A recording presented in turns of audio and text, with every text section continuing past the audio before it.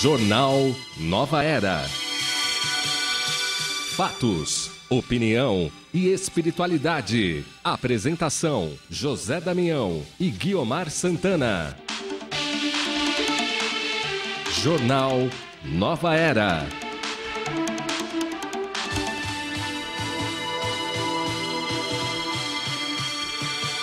Olá, muito boa tarde a você que acompanha a nossa programação. Hoje é sexta-feira, 18 de janeiro de 2019. Muito boa tarde, seja muito bem-vindo. Estamos iniciando mais uma edição do Jornal Nova Era. Gratidão a você que nos acompanha. Vamos então à nossa equipe de comentaristas do Jornal Nova Era. Ele que é filósofo, radialista, compositor. E Odair Zanella, boa tarde, Odair, tudo bem? Boa tarde, Gui, boa tarde, Damião, boa tarde, Kátia, a nossa convidada, vocês vão tomar conhecimento daqui a pouquinho, né? Amigos da Rádio Boa Nova e da TV Mundo Maior. Kátia Pelle, comunicadora da Rádio Boa Nova da TV Mundo Maior. Boa tarde, Kátia. Boa tarde, pessoal. Boa tarde você que está aí do outro lado. Hoje o programa está muito especial. E temos uma convidada, olha, assim, para você que nos acompanha, assim, a gente vem lutando, né, para conseguir achar esse espaço na agenda da Karina há muito tempo, mas foi possível. Que bom que ela está aqui com a gente. É Karina Okajima Fukumitsu.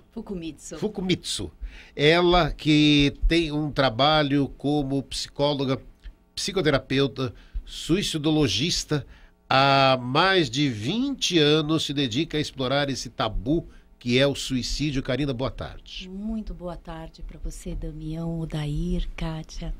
Eu agradeço aos ouvintes também. Karina, vamos começar mostrando um pouco desse seu trabalho, né? Que a gente acompanha e você se dedica tanto a esse trabalho como psicóloga, psicoterapeuta, e é um termo até para muitas pessoas que é o suicidologista, né? Que dedica a trabalhar esse tema. A gente tem aqui dentro, né, da Fundação Espírita André Luiz um amigo e companheiro que é o André Trigueiro, o quanto ele se dedica a esse tema que é o suicídio, que até um tempo a gente tinha toda uma grande dificuldade de falar sobre isso, e o quanto hoje as pessoas eles conseguem, como agora, vamos poder conversar, se aproximar de você que está em casa, de falar de um tema tão importante que é o suicídio. Eu gosto bastante dessas iniciativas, né, principalmente as iniciativas da rede de comunicação, e parabenizo o programa, né, por a gente estar falando isso, sobre este tema que realmente é um tabu, é um estigma. A gente tem, algum tempo atrás, a ideia de que se a gente falasse, a gente ia aumentar os números, né? E isso não é uma verdade. Eu acredito que assim, a gente precisa falar, sim, né, de um jeito responsável, né? Passando as informações, alertando os sinais de alertas, trazendo, né, os sinais de alerta, divulgando que é preciso que a pessoa que pensa em se matar, ela precisa buscar ajuda, né? E esse que é o principal. E aí nas próprias redes sociais, Karina, sua, tem lá, né, prevenção, pós-venção e acolhimento da vida, que são tuas propostas de vida. É desse jeito? Lindo demais isso, né? Prevenção, pós-venção, a gente, para alguns, um termo até, o que é isso, né? E acolhimento da vida. Essa é a tríade que move, que me mobiliza e impulsiona a minha prática enquanto pessoa e enquanto profissional. Prevenção visa a diminuição dos números de suicídio. A pós-venção são todas as ações que a gente faz quando um suicídio acontece, ou seja, eu trabalho com um processo de luto, né, de pessoas que se matam e de pessoas, inclusive, que são os sobreviventes, são os enlutados por suicídios. Então, esse é o trabalho da pós-venção, né? E também trabalho com acolhimento da vida, porque eu acredito que a melhor maneira da gente lidar, né, com a prevenção do suicídio é a gente valorizar a nossa vida, valorizar as nossas existências, a nossa luz enquanto ela existe. A ideia de suicídio pode ser revertida?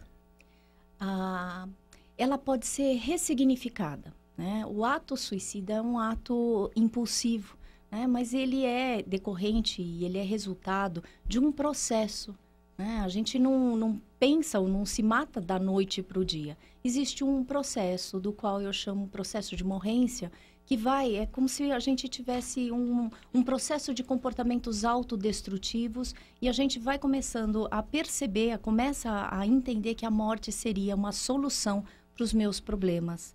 Isso quer dizer, quando a gente fala que ele é reversível, eu falaria para você assim, o suicídio ele é prevenível, né? A partir do momento em que a gente ressignifica as nossas percepções a respeito da nossa maneira de enfrentar a vida e de encarar a vida, muitas vezes a gente enfrenta alguns obstáculos e a gente pensa que esse obstáculo não vai ter solução. Então, para muitas pessoas, isso começa a aparecer como uma sinalização de que o suicídio poderia ser uma das possibilidades.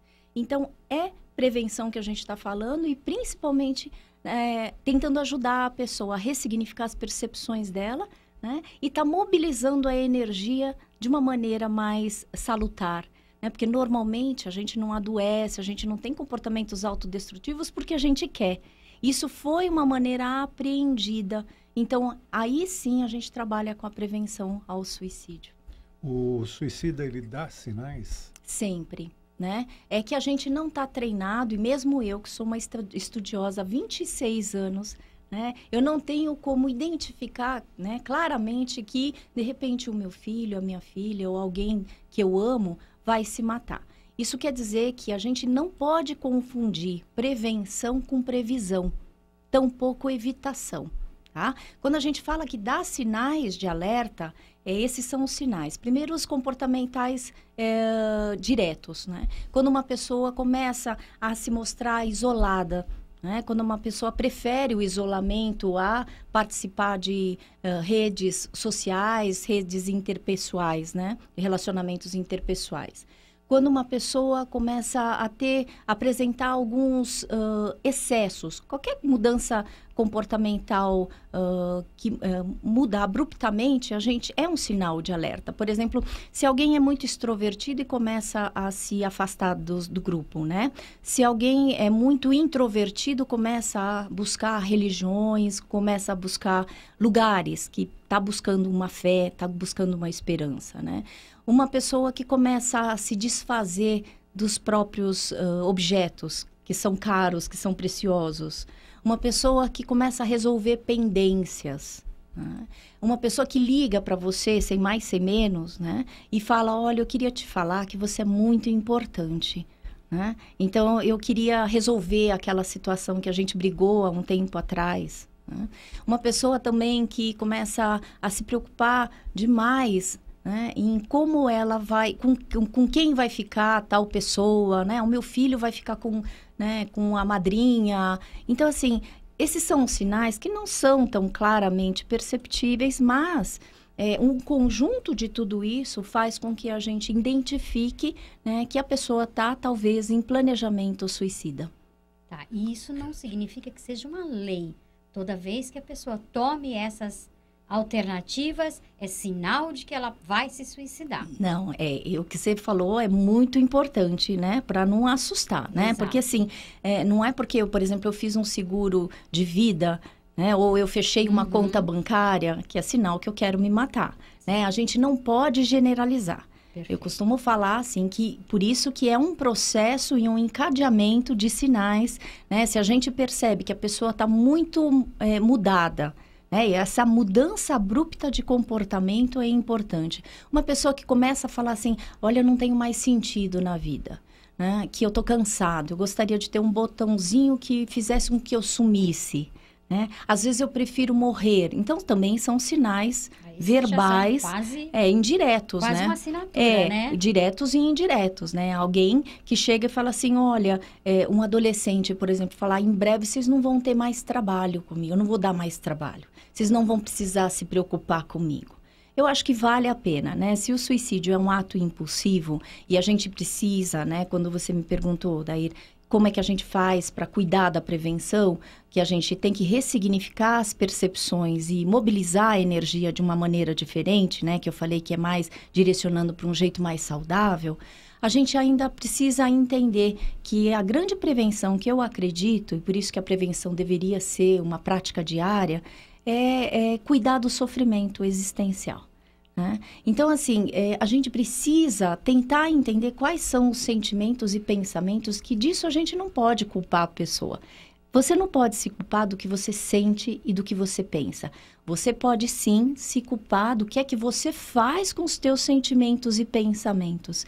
E muitas vezes a gente consegue ajudar a pessoa que quer se matar, que pensa na morte como possibilidade, conversando sobre esses sentimentos e pensamentos. Nós tivemos aqui um evento há uns 15 dias, né? Durante o programa que nos antecedeu, do Mário Mas, um ouvinte entrou no ar, ligou, foi colocado no ar, e ele diz ao Mário Mas: eu penso em suicídio o tempo todo. Quando a pessoa verbaliza assim, como você avalia isso? A primeira coisa, em termos de intervenção, que a gente tem que perguntar, lógico que dá um susto, a gente fala, nossa, né, eu preciso cuidar, e precisa sim, porque essa pessoa está se comunicando. Por isso que eu entendo também que o suicídio é um ato de comunicação de uma dor sentida e não consentida. O que a gente precisa perguntar para essa pessoa que fala claramente, eu penso em suicídio todos os dias, eu poderia perguntar para ele o que supostamente a tua morte resolveria. Porque se a gente pergunta desta forma, a gente dá espaço para que essa pessoa possa colocar os sentimentos e pensamentos. Muitas vezes, isso é uma das características do comportamento suicida, né, colocado pela Organização Mundial da Saúde, que muitas vezes existe a ambivalência. Esta é a primeira característica que a gente estuda. A ambivalência trata de uma situação na qual a pessoa não quer se matar. Ela quer matar aquilo que está provocando sofrimento nela. Isso quer dizer que uma pessoa que fala, eu penso todos os dias em me matar, ela está falando, eu penso todos os dias, talvez, em terminar com o meu sofrimento. Ela localizou o problema dela no ar. Ela disse o seguinte: era um homem, não é? Ele diz, eu vivo muito bem com minha mulher, com meus filhos, não é? Tenho algumas conquistas pessoais boas, a casa própria. Isso, se não estiver me faltando aqui a memória, né, que já estava dando problemas. Mas ele diz assim, o meu grande problema é que eu não me realizei profissionalmente. Então ficou claro que ele alimentou durante toda a vida um sonho de realização profissional que não aconteceu. Sabe-se lá qual era esse sonho, né? Ele pode, argumentou-se até, mas ele poderia ainda realizar. Ele diz ter 55 anos. Depende. Se o sonho dele for, por exemplo, estudar, formar-se, ter uma profissão, não é? Que ele está em tempo. Mas se ele quiser ser jogador da seleção brasileira, esse tempo passou. Então, é isso. De que forma nós poderíamos ajudar ou ter ajudado este ouvinte especial, falando o que para ele? Na verdade, eu acredito que o sofrimento da gente, ele está, assim, concomitantemente andando em relação às nossas expectativas. Ou seja, quanto maior é a minha expectativa, maior vai ser meu sofrimento. Isso quer dizer que a gente precisava entender qual é o sofrimento desta pessoa, né? Falando que ele não conseguiu chegar naquela expectativa de ser um profissional daquilo que ele almejou. A gente nunca vai saber, isso é uma frase que eu criei, o sentido é do sentidor, aquele que sente a dor. A gente não vai ter ideia desse sofrimento, mas que a gente pode pensar assim, qual foi a tua expectativa em relação à tua profissão e o que te impede de, pelo menos, baixar essa expectativa e ser generoso com você, até porque a vida não é do jeito que a gente quer. Eu não estou subestimando o teu sofrimento, mas eu acho que é importante eu ter uma escuta em relação a esta expectativa e a tua frustração. A partir do momento em que a gente tem uma escuta, a gente consegue entender a dor desta pessoa, né? Consegue entender que realmente ele provavelmente está frustrado porque ele também se exigiu demais. Ele colocou altas expectativas, talvez, né? De uma sensação de ser bem-sucedido, mas tem várias formas da gente pensar nessa questão de ser bem-sucedido. Ou seja, quando eu falo que a gente tem que trabalhar com ressignificações de percepções, eu estou falando que é um convite para a gente ampliar a maneira como a gente tolera as nossas frustrações. Então, assim, eu costumo trabalhar numa ampliação de tolerância existencial. É entender primeiro que a vida não é do jeito que a gente quer, e isso muito, pensamento oriental trabalha muito com esta ótica, né? As coisas são como elas são, a gente precisa olhar com realidade, olhar que realmente, assim, infelizmente, a situação não está como eu queria, mas, assim, como é que eu posso transformá-la? Isso eu fui aprendendo com a minha Obachan, com a minha avó, né? Ela sempre falava assim, Kalina, tudo tem jeito menos morte. Né? Então, enquanto existe vida, isso é um outro mantra, né, que eu tenho, enquanto houver vida, né, se tem vida, tem jeito. Eu acho que a gente tem que criar, sim, maneiras da gente, primeiro, acolher a nossa frustração em relação àquela expectativa que não foi satisfeita, dar colo mesmo e, assim, legitimar. E, de repente, você fala, tá, mas eu tô nessa situação, não era do jeito que eu imaginava, mas o que eu posso fazer para me sentir melhor? Porque, assim, escuridão, ela vai trazendo a gente e vai convidando a gente a ficar num lugar que normalmente eu falo para as pessoas, né, com quem eu convivo, inclusive para os meus filhos, né, que têm 11, 12 anos. Não deixa a escuridão te invadir. Porque facilmente a gente entra numa zona de conforto que a escuridão ela é sedutora, né? E que normalmente quando você se sente na escuridão, meio, né, assim, chateado, entristecido, procura um feixe de luz e vai em busca dessa luz, né? Porque assim, é sempre assim que a gente consegue, inclusive, né, driblar todas essas situações aí, porque eu falo, viver não é fácil. Doutora Karina, você disse que a gente não deve deixar a escuridão tomar conta. É muito bonita essa palavra, a forma como você lidou, mas o que é a escuridão? É toda situação de mal-estar, toda situação que te traz desequilíbrio. Aliás, assim, eu comecei a ter muito mais clareza dessa situação quando eu tive uma inflamação cerebral há 4 anos atrás e eu perdi todos os meus movimentos, esqueci a ordem alfabética, eu esqueci absolutamente tudo que eu tinha me esforçado academicamente para conquistar. E facilmente eu poderia ter entregue a minha alma para essa escuridão. Tá? E graças a todo esse ensinamento que eu tive, ao meu jeito de ser, eu sempre fui amante da vida, exatamente para dar uma resposta para uma situação de ser uma filha de uma pessoa que tentou várias vezes o suicídio, por isso que eu entrei na suicidologia. Né? Então, enfim, eu fiz a minha carreira, né, e fiz a minha vocação de oferecer esperança. Eu gosto muito da ideia do Paulo Freire, que eu ouvi um dia o Mário Sérgio Cortella falando que a gente tem que aprender a ter esperança do verbo esperançar. Né? Sim. Essa é o que eu falo em relação à escuridão. Muitas vezes é essa sensação de que a gente não vale nada, essa sensação de que nada há o que fazer, sabe? Essa sensação de menos-valia. Né? Essa sensação que a gente está aqui na vida por estar. Né? E eu acredito o contrário, exatamente porque eu vi a minha mãe, aquela que me deu a luz, né, tentando se matar e assim, foi pega pela escuridão completamente. E eu comecei a trabalhar com esta ideia de que a gente precisa realmente, eu precisava, como adolescente, ter esta luz. Então, eu fui em busca da psicologia para conseguir entender essa alma que fica na escuridão, se Ou ela seja, se permite. você buscou saber. Isso. Para poder agir com técnica, com amor, mas com dar um tiro certeiro, vamos dizer assim, naquilo que é necessário, que é a dor do seu próximo. Sim, eu acho que a gente tem que transformar a dor em amor. Isso. Né? Escuridão em luz.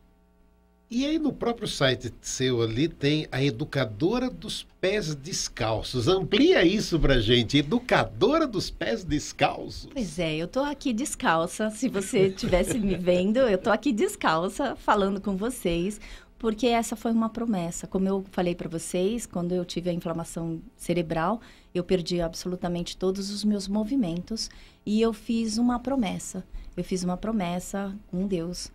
Eu fiz uma barganha, na verdade, porque eu fui me dando conta do mal-estar que eu vivia. né? Então, assim, eu falei, eu não estou sendo tão congruente com esse amor pela vida, né? Então, assim, eu prometo, se você me der bônus de tempo e me fizer voltar a solo sagrado, que é consultório de psicologia e dar aula e palestras, né? Eu prometo que eu vou entrar descalça. Então, hoje eu atendo descalça, hoje eu entro nas palestras descalça e em sala de aula eu fico descalça e adoro ficar descalça, né? E assim, eu acho que isso é se tirar da escuridão, né? Você fazer barganhas para você se dar bem na vida, né? Afinal, eu acho que isso é uma questão de integridade e dignidade da nossa existência. A gente não é qualquer um. Você não está nessa existência para ser qualquer um. A gente tem uma missão, né? A gente tem que ter a nossa luz, apesar de todas as coisas, porque a gente não nasceu com a escuridão, você percebe? Aliás, uma das coisas que traumatiza o bebê é que quando ele nasce, ele estava lá na escuridão do útero, né? Ele estava lá confortável e ele vai para a luz. E a luz, como Platão, né, no mito da caverna. Você sabe muito bem, né, essa questão do Odair. Né? Então, assim, quando a gente olha para a luz, isso assusta num primeiro momento. Mas aí que está a verdade. Você vê a realidade, exato, né? Eu me identifico com o pé descalço, mas politicamente. Posso até depois te explicar. Já disse isso aqui no ar, não quero repetir. Não sei quanto tempo a gente tem, mas eu queria... pode ficar até depois. Pode fazer. Termina, mas o ouvinte vai a pergunta e deixamos a resposta para depois. O Pedro Nava, que era médico, escritor, um homem de sucesso, suicida-se. Né? Ele deveria ter mais de 70 anos. E por que ele fez isso? Ele deu sinais, como você falou aqui, Karina. Ele dizia o seguinte, a determinada fase da vida, nós somos como carros com o farol atrás. Não tem mais nada pela frente. Tudo que tinha de bom na vida, ou era possível fazer, já foi feito. Eu já fiz. Eu não tenho perspectiva. Essa falta de perspectiva, eu não concordo com a morte, mas, enfim, vou ter que me sujeitar a isso, né? Também como Pedro Nava, mas eu queria saber isso. A gente vai ficando mais velho e o olhar para frente, né, vai ficando cada vez mais próximo ao final da vida.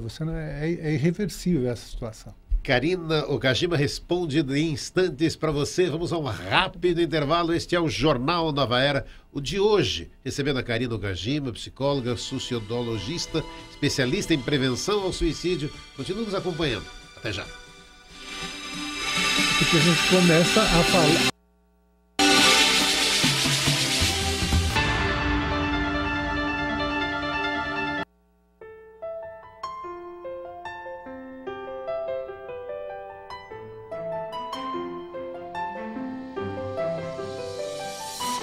A quarta edição do movimento Você e a Paz foi realizada no dia 10 de novembro, no auditório do Ibirapuera. O evento foi criado pelo espírita Divaldo Franco e promove a conscientização para que a humanidade alcance um mundo de paz, harmonia e tolerância. Você acredita que o fato de ter diversas religiões aqui presentes hoje talvez seja o caminho para a gente encontrar em uma sociedade mais pacífica, mais unida? Sem dúvida. Porque as religiões motivaram muitas guerras. De uma forma paradoxal, todas pregam Deus, a fraternidade, o amor, a vida além do túmulo. Não há razão para brigarmos. Vamos unir-nos nos pontos de contato e deixamos as divergências para o nosso culto pessoal. Como que você acha que as pessoas que estão aqui no evento vão sair daqui hoje? Olha, a proposta da organização é que a gente possa estimular os corações, que a gente possa, cada líder religioso que aqui dará a sua palavra, que ele possa trazer uma mensagem que nos desarme, né? Que vá lá no nosso coração, que acabe com nossos conflitos íntimos, que no fundo é a sede dos nossos estados interiores de violência. Tudo começa em nós. O mundo inteiro está voltado assim para o evento, por ser o Divaldo e por ser um movimento muito importante que reúne religiosos de outras tradições, etc. Então as pessoas realmente param alguns minutos das suas vidas para mentalizar coisas positivas. O evento contou com apresentações musicais, homenagens e uma explanação breve dos líderes de diversas religiões que estavam presentes. Para fortalecer essa reunião em prol da paz, diversas pessoas influentes acompanharam o evento e deixaram a mensagem do que esse dia significou em suas vidas. Para mim, vendo o que eu vi, é quase que uma obrigação. Por que que o católico é mais do que o judeu? É menos que o muçulmano? Somos todos filhos de Deus. É um só Deus com outros nomes. Deus é um só.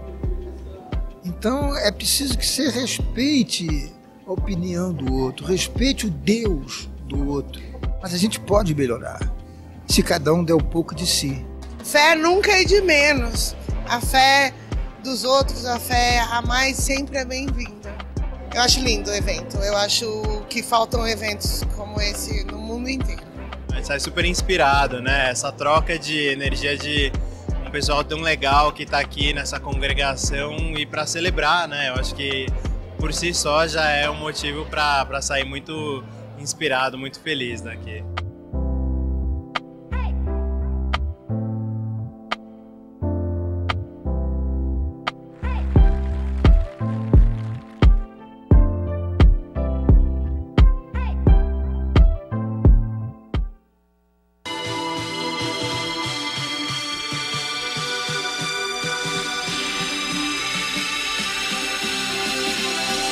Estamos de volta na segunda parte do Jornal Nova Era, hoje recebendo Karina Okajima, que é psicóloga, suicidologista, especialista em prevenção ao suicídio. Mas aguarda, daqui a pouquinho ela volta a conversar com a gente. Primeiro eu queria trazer esse momento de gratidão a você que é sócio do Clube Amigos da Boa Nova, que nos permite isso, ampliar a divulgação da doutrina espírita, ampliar as discussões de temas tão importantes do nosso dia a dia. E aí, olha, Nildo Batista Almeida, sócio desde 2002, José Hermogênes Rodrigues, sócio desde 2002, e aos sócios novos, Alexandre Pascoal, sócio desde 2018, Yara Madalena Valim, sócia desde 2018, gratidão. É com esse trabalho, você que já faz parte do clube, que nos ajuda nessa ampliação de todo esse trabalho. Se você ainda não faz parte, 0800 12 18 38 2456 7109. Eu lembro a você que o aniversário da Casa Transitória, olha, é agora, dia 20 de janeiro, tem a palestra do José Carlos de Luca, parte musical de Alan Vilches, Avenida Condessa Elizabeth Rubiano 454, no Tatuapé. Eu lembro a você que vende bebidas alcoólicas proibidas em postos de gasolinas em São Paulo. A chuva que atingiu a cidade de São Paulo derrubou ao menos 64 árvores. Na rua Peixoto Gomide, na região dos Jardins, na manhã de hoje, uma árvore ainda estava caída, atrapalhando o trânsito. Bombeiros também foram acionados para conter 2 enchentes e alagamentos. Não há registro de feridos. Supremo Tribunal Federal atende pedido de Flávio Bolsonaro, suspende temporariamente a apuração sobre movimentação financeira do ex-motorista Fabrício Queiroz no caso COAF. O ex-ministro da Defesa, Fernando Azevedo, garantiu que a operação Acolhida, que cuida de postos de atendimentos e de 13 abrigos para refugiados venezuelanos em Roraima, será mantida até março de 2020. Indígenas do Pará bloquearam a rodovia Transamazônica em protesto para que a demarcação de terras volte a ser atribuição da FUNAI. INEP divulga hoje as notas de 4 milhões e 100 mil estudantes que prestaram o Enem no ano passado. Na linha, para conversar com a gente, a Gleice Bessa, da Assessoria de Comunicação do INSS. Gleice, quando um beneficiário, quando um benefício é concedido pelo INSS, é gerado a chamada carta de concessão, onde o segurado pode obter, essa carta de concessão. Boa tarde, Gleice. Boa tarde, ouvintes. Sim, desde o início de outubro, os segurados autônomos podem acessar a declaração de regularidade de situação do contribuinte individual no site meu.inss.gov.br. Esse documento comprova que o trabalhador está com situação cadastral regular e com seus recolhimentos em dia. O contribuinte individual, conhecido como autônomo, é aquele que trabalha por conta própria ou que presta serviço de natureza eventual a empresas sem vínculo empregatício, como o caso dos vendedores, ambulantes, diaristas, artistas e etc. A declaração de regularidade de situação do contribuinte individual serve, por exemplo, para a obtenção de licença de taxista e para profissionais liberais autônomos, para que possam prestar serviços a órgãos públicos. Vale lembrar que para solicitar esse e outros serviços pelo meu.inss.gov.br, o trabalhador deve primeiro se cadastrar, fornecendo seu CPF, nome completo, data e local de nascimento e nome da mãe. Depois disso, o sistema vai gerar uma senha provisória. Quando acessar o serviço, a pessoa deve fazer seu login com a senha provisória e criar uma nova senha. E, Gleice, uma ouvinte ficou 6 meses desempregada e agora voltou a trabalhar. Ela quer saber se pode pagar para a Previdência esse período em que esteve desempregada. Sim. Desde outubro de 2013, com a Lei 12.873, os homens adotantes passaram a ter direito ao salário de maternidade. Para obter esse benefício, o adotante deve fazer a solicitação pelos canais remotos do INSS, como o telefone 135 e o nosso site, o meu.inss.gov.br. Como o salário maternidade pode ser concedido automaticamente, não é mais necessário que o segurado agende atendimento em uma agência do INSS. Atualmente, ao fazer o pedido, o interessado já recebe o número do protocolo de requerimento sem a necessidade de agendar previamente o pedido. Nas situações em que as informações previdenciárias necessárias para o reconhecimento do direito já constarem nos sistemas do INSS, será possível a concessão automática do benefício com a liberação da carta de concessão. O documento será enviado para a residência do segurado pelos Correios. Caso seja necessário apresentar algum documento, o segurado será chamado para ser atendido em uma agência do INSS perto de sua residência. No caso de adoção ou guarda judicial, o salário maternidade terá duração de 120 dias para fim de adoção de crianças de até 12 anos de idade. Mais informações podem ser obtidas pelo telefone 135 ou pelo nosso site, inss.gov.br. Para terminar, por último... E por último, gostaria de lembrar que a pessoa que recebe seguro-desemprego pode contribuir para a Previdência na categoria de contribuinte facultativo. Esse tipo de contribuição não interfere no pagamento do seguro-desemprego, porque o contribuinte facultativo é aquele que não exerce atividade remunerada. Se essa pessoa se inscrever na Previdência como autônoma, por exemplo, ela está declarando que exerce atividade profissional e pode perder o seguro-desemprego.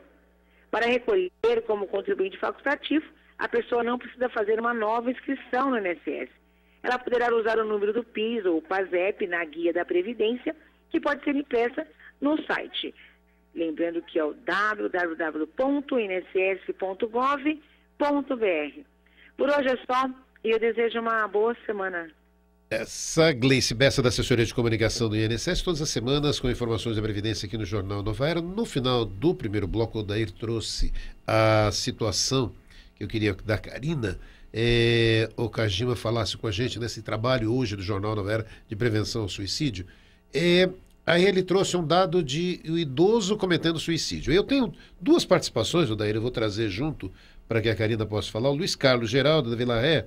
Boa tarde a todos. Conheci uma moça que cometeu suicídio depois de apanhar da mãe na frente do namorado, aparentemente uma adolescente normal. Olá, muito importante a discussão sobre o tema, mas como proceder quando a pessoa usa a ameaça de suicídio para submeter a família a seus caprichos? A Maria, está em Arantina, Minas Gerais. Karina. Olha, eu vou começar por essas perguntas e vou tentar fazer um mapeamento, né? Tanto é que o número de suicídios, tanto de idosos quanto adolescentes, são as faixas etárias com maior número de suicídios, né? Em que realmente a gente precisa se preocupar. Se a gente pensar que toda identidade, né, nossa formação de identidade, ela não passa por crises, né? E crise vem de um termo que significa separação, separa a ação. Então, todas as vezes que a gente enfrenta uma crise de identidade e que estas acontecem prioritariamente na adolescência e no idoso, você entende? Na velhice a gente vive uma crise, porque toda aquela nossa convicção, tudo aquilo que a gente já quis construir, a gente fica como, né, essa pessoa que você falou, do Pedro Nava, né? Que ele fala que eu não tenho perspectiva. Né? E também o adolescente também fica sem essa perspectiva quando está em crise. Aliás, todos nós, seres humanos, né, quando a gente está em situação de crise, a gente fica sem perspectiva, fica desesperançoso, fica desesperado e se sente desamparado. Os 3 Ds da cartilha da Associação de Psiquiatria, né? E que são componentes do comportamento suicida. né? Então, se a gente pensar nisso, eu estou fazendo quase uma espécie de ampliação agora que vocês conversando e a gente falando, né, que com idosos, né, usando esta frase que você comentou, Dair, que o idoso tem uma falta de perspectiva. Versus, né, e que normalmente eu escrevi um artigo a convite do húngaro, né, um amigo húngaro que ele é do voluntário do CVV, eu adoro o húngaro, e ele falou: Karina, você não quer escrever alguma coisa para o jornal sobre idosos, né, e suicídio? E aí eu escrevo o título assim: A Arte de Envelhecer, com o S no final, né, porque envelhecer o ser é uma arte. Eu acredito, principalmente no Brasil. Quando a gente se aposenta, a gente não tem tanto investimento assim. Então, a ideia é que a gente realmente, assim, a gente possa trazer uma informação de que a velhice, isso é uma fala da Maria Júlia Kovacs, que é a minha supervisora de doutorado e pós-doc, ela fala que eu adoro. A velhice não significa a antecâmara da morte. Isso quer dizer que a gente tem uma perspectiva e a gente tem uma educação, né, de que a gente não aproveita as benesses daquilo que a gente plantou e semeou e plantou. Aliás, então, o que eu estou trazendo é que acho que a falta de perspectiva está diretamente relacionada com a dificuldade da gente aproveitar a colheita. E aí que eu entendo que a velhice se encontra. Porque você não tem que semear nada, você não tem que plantar nada, mas você precisa aproveitar o seu tempo de velhice, né, para você se desfrutar da colheita.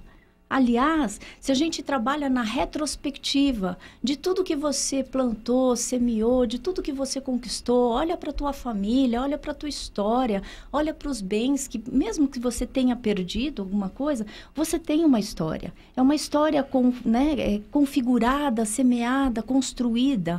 E é isso que eu escrevi no artigo. Que a gente precisa ter a arte para a gente legitimar a nossa construção de história. Eu já volto com os convidados aqui, com os nossos comentaristas. Vou trazer aqui a participação dos ouvintes. Boa tarde, estou ouvindo o jornal, adorando a fala da convidada Karina. Gostaria muito de uma forma de contato com ela.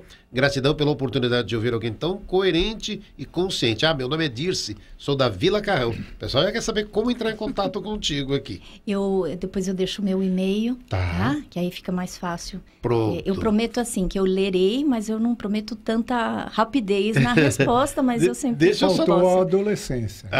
Faltou. Então na adolescência, o que a gente pode, tentando articular essas duas perguntas que você trouxe, né? Primeiro que assim, quando fala assim, o que a gente pode fazer quando existe uma ameaça de suicídio como submissão dos caprichos?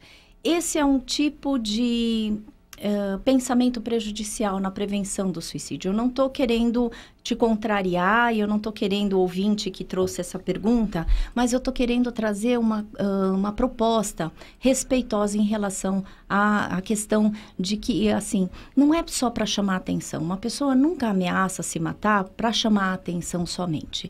E se eu entendo o suicídio como um ato de comunicação, eu muitas vezes, como eu trabalho com a prevenção e com o luto por suicídio, eu muitas vezes falo, é importantíssimo que a pessoa chame a atenção e se comunique em vida. Porque eu também tenho trabalhado com muitas pessoas que enlutaram, né, pelo suicídio, e aí eles falam, eu deveria ter ouvido quando essa pessoa me falou. Quando a pessoa pediu ajuda. Então, eu acho que, assim, existem mitos, né, e pensamentos prejudiciais que a gente fala assim, essa pessoa, quem fala que quer se matar, não vai se matar. Cachorro que late, não morde, né? Não é verdade. Eu acho que esse realmente é um mito que a gente precisa trabalhar, porque assim, quem fala provavelmente está pedindo socorro. Sem dúvida nenhuma. E o adolescente, ele não tem um repertório grande na comunicação dele. Então, aí vem como capricho. E ele sofre também pela expectativa dos outros. Acontece muito no país dos teus ancestrais, eu não sei se você é japonesa de nascimento, né? Mas a expectativa das outras pessoas está acontecendo na Coreia do Sul agora também, né? O rapaz, o jovem, a moça não conseguem atender a expectativa dos pais. Você tem todo o tempo do mundo para estudar, para fazer, mas às vezes ele não tem nenhuma inclinação para aquilo, falta ali habilidade ou capacidade e ele se sente infeliz por não atender essa expectativa e acaba achando no suicídio uma solução. O que eu quero falar que, assim, na verdade, o adolescente também, ele não tem um repertório para lidar, né, com a vergonha, com a culpa, né? Até porque o cérebro dele ainda não está totalmente desenvolvido, né? Então, vamos pensar assim, só fazendo um recorte para tentar resumir. Enquanto o idoso tem uma falta de perspectiva versus o que a gente tem que trabalhar é para que ele olhe e faça uma retrospectiva. O adolescente tem uma falta de retrospectiva porque ele não tem repertório histórico de enfrentamentos. E aí, então, por isso que ele vai ter uma falta de perspectiva. Ou seja, moral da história, a crise para o pensamento oriental significa oportunidade. Todas as vezes que a gente enfrenta essa quebra, essa frustração das nossas expectativas, é sinal que é como se fosse um convite para que a gente pudesse modificar a nossa existência, a nossa vida. Deixa eu trazer participações aqui. No YouTube, a Silmara de Andrade Avelar. É bacana a gente assumir nossas vidas com as verdades mais simples como uma promessa. Parabéns. A Priscila Galdino faz uma pergunta para você. Como curar a dor da alma? Curar não, mas cuidar sim. Eu não acredito em cura da alma. Sabe por quê? Porque eu tenho uma perspectiva que a gente fala em psicologia e em filosofia, fenomenologia. Sempre gostei desta ideia, que a gente fala assim, a gente não tem resultados empíricos para a gente comprovar. Né? E eu acho que se tratando de sofrimento humano, a gente não tem uma única forma de curar, tanto é que nós somos tão complexos em relação às nossas existências, né? Que assim, eu trocaria a palavra curar por cuidar. Eu adoro, por isso que às vezes eu me intitulo como a cuidadora, aquela que cuida da dor. E aquela que faz com que, ou pelo menos convida com que o outro possa se apoderar da dor dele. Eu gosto muito da frase do Carlos Drummond de Andrade, que ele fala, a dor é inevitável, mas o sofrimento é opcional. Sabe? Nossa. Então, eu acho que isso a gente precisa realmente assim, eu quero cuidar da minha dor. Então, a primeira coisa que a gente precisa fazer para cuidar da minha alma, que está em escuridão, é você falar o que me faz bem. Eu costumo brincar e muitas vezes, né, inclusive na inflamação cerebral, eu falava assim, se tem vida, tem jeito, e já que a vida está me dando uma pancada, eu vou me dar 2 agrados. Então, eu sempre conto para as pessoas, né, porque assim, a gente precisa descobrir maneiras da gente se dar bem na vida, da gente ter condições, da gente falar, isso me traz um bem-estar. E como é muito único, né? Se tem uma coisa que a velhice nos traz, é que nós percebemos já que a vida tem alternâncias. Então, passamos por fases muito boas, fases ruins, e fase de saúde, fase de ausência de saúde, né? E vencemos todas estas dificuldades. Então, quando se apresenta uma nova dificuldade, nós temos só mais uma. Né? E um caso de doença também, é só mais uma. Eu vou ter que superar os 2 casos. Trata-se só de superação. Deixa eu trazer para vocês aqui a participação agora no Facebook. Vladisley Lopes está nos acompanhando. José Carlos Fontes está lembrando, que legal a Karina. Alô, manos, alô, Anderson Mendes, tá vendo? Pessoal, já aproveitando para mandar abraço, grande abraço para o Anderson Mendes. Luciana Borges Monteiro também está nos acompanhando. Silvia Lucas também está nos acompanhando. Ana Maria Amado, boa tarde. O Nelson Oliveira, ele diz o seguinte: boa tarde, certa vez trabalhava em uma casa espírita. Nos trabalhos de vibrações, em um certo dia foi levado um jovem com ideias fixas de suicídio, mas havia na sala um médium que deu a passagem do espírito de uma mulher em que ela acusava o jovem de tê-la assassinado em outra época. Em cima disso, todos os casos de suicídio, podemos afirmar que a sugestão do irmão menos evoluído, respondo até para você, o Nelson Oliveira, cada caso é um caso. Cada caso é um caso. Não tem... quando você pega aquele livro, Memórias de um Suicida, ali é Memórias de um. Não, aquilo não é padrão de tudo. Esse é o grande, às vezes, embate, tá, Nelson? Cada caso é um caso, não tem padrão, não preciso nem passar para a Karina. Ivone Oliveira Carvalho, boa tarde. Graça Vargas, eu vivo, a Graça Vargas, ela diz aqui, eu vivo nessa escuridão. Os desafios, né? O José Carlos Fontes, a Silvia Lucas, estou na escuridão e quero sair. Olha aí. A Tati Dib para Procarina, um beijo grande no coração. Minha meta 2019 é esperançar. Adoro sua forma de colocar as coisas sérias e com leveza. Meu tissuru está guardado na estante e no coração. A Deise Manzano também está nos acompanhando. Pedro Maravelli, Thelma Teixeira, o Nelson Oliveira. Bom dia, ser velho é ter 20 anos, mais ou menos, ou perder o ideal? Olha só, eu estou até emocionada. Primeiro, quando você trouxe que a pessoa falou que está com um tsuru, né, guardado, eu costumo levar isso, foi também uma das promessas, assim, eu prometo que se eu tiver mais bônus de tempo, eu vou levar o origami, que é o pássaro da felicidade, o pássaro da esperança, o tsuru, que é aquela dobradura, né? Então, em todas as palestras que eu vou, em todos os cursos, eu levo, né? Então, eu passei as férias inteiras, ainda estou em férias, fazendo tsurus, então eu já estou com mais de 2.000 tsurus feitos, né, para dar ao longo desse ano. Mas muitas pessoas falaram, eu estou ainda na escuridão, né? A primeira coisa que eu vou te convidar, principalmente quando a gente está com alguma dor, é olhar para a tua dor e legitimar a tua dor. Não se subestime, não se julgue, né? A gente não fica na escuridão porque a gente quer. Às vezes a gente é colocado em situações aí que dão mesmo essa escuridão. Mas eu acho que, assim, o convite que realmente eu faço para você que está na escuridão, tenha compaixão.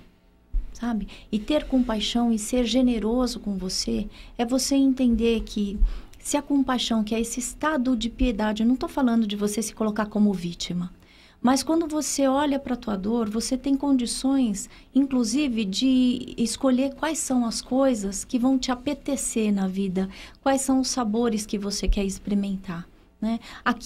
Normalmente eu pergunto para as pessoas que se encontram na escuridão, teve algum dia, provavelmente, que você já sentiu luz, que você já sentiu esperança, que você já foi feliz, né? Então, se você já tem no teu histórico isso não está fora de você.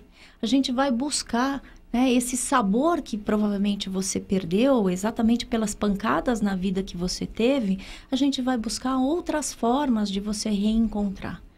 E aí, então, eu falo, você precisa resgatar o teu prumo, com as coisas que te fazem bem, com aquilo que é significativo para você, para aquilo que é o ideal. Então, quando, né, a moça fala, e você finalizou essa pergunta, né, quando se tem mais de 20 anos e quando a gente perde, né, qual foi a frase? Quando a gente perde... Bem, doutora, ser velho é ter 20 anos mais ou perder o ideal? Não é o ideal, eu falo quando a gente perde a capacidade de sonhar. Sabe? Porque o ideal está muito fora, longe do real. E aí, como eu falei para vocês, a gente tem que olhar para a realidade.